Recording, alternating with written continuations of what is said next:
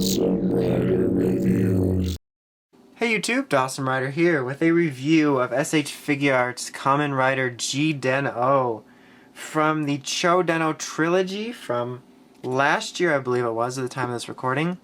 Episode Yellow, if I'm correct. Not a bad movie. Not bad at all compared to other Rider movies. Movie War Core. Excuse me. Anyway, let's go ahead and take a look at the packaging.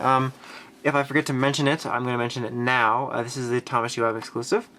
So we've got kind of an odd looking box, sort of. It's all in white. And then you got the grayish picture here of G Den-O, and it says Master Rider G Den-O in blue. It says it on blue on the side as well. And on the top here it says it in red, which is cool because it kind of gives like this police motif. And then the box kind of gives me like an SPD Deca Ranger motif at the same time. It's got the red over here, as you can see. So, like, I get it, and I kind of like it, but it also just seems kind of all odd at the same time. Anyway, on the back here it shows the poses you can do with them, and just kind of generally shows off the figure as usual. As for what he comes with, as usual, he's got a bunch of hands, and I think you could turn a drinking game to how many times I say as usual in these reviews. You got the standard fists, which one I have pulled off already. Then you got holding weapons hands, holding weapons, specifically gun hand, relaxed hand, one which I have on him, and then the other fist. And then you have his, like, rider pass, which is just all black. There's not really any detail to it. And then you have these two silver pieces, which are putting on the side of his belt, which I'm actually creating a paradox right now, I realize, for when he is using his weapon and he doesn't have them in separate pieces. And then he's got his like Dengasher in its baton mode. If there's a specific name, I'll post in the description because I forgot. But it's like a police baton mode. So some nice detail there. Excuse me, totally burped.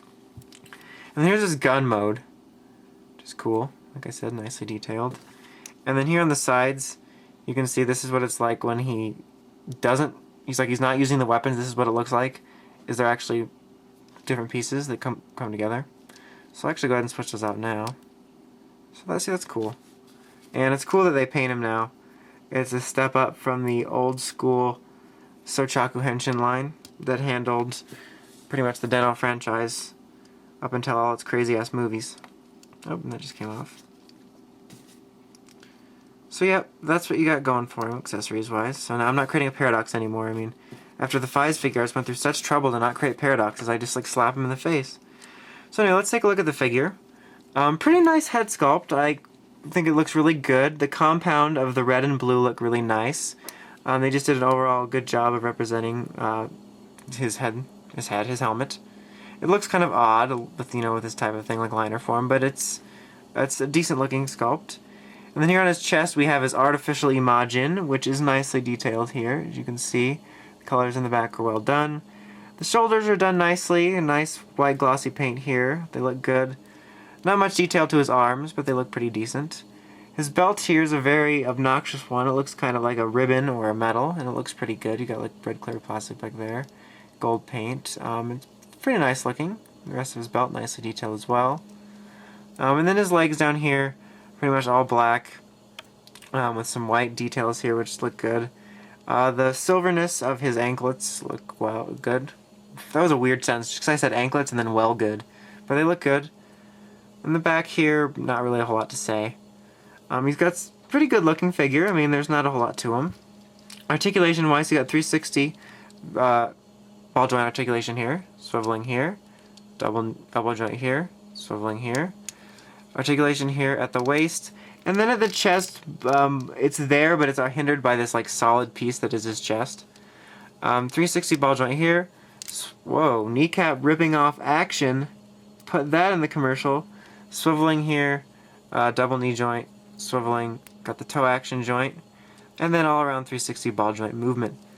Overall, this guy is a pretty cool figure. Like, I quite enjoy him. He looks good. The details on him are all nice. He looks show accurate. The articulation on him is solid. No loose joints to speak of. He moves really well. Nothing really hinders him that much. I mean, this may be a little bit, but he moves freely. You can get him all kinds of poses, and he looks good. The paint's nice. It's really one of those hard reviews because exclusives are hard to review in general in the sense that they're a little more limited and hard to get your hands on by the time I get the review to you. And so unless it's like a figure that I feel you absolutely must own and have in your collection, or if it's an awful figure that I want to steer you away from, it's a little bit hard to reach a final thought with a figure like this, is that he's a really nice figure. I mean, he's just a good standard figure art. Like, that's what I think. It was a good example of a standard figure art.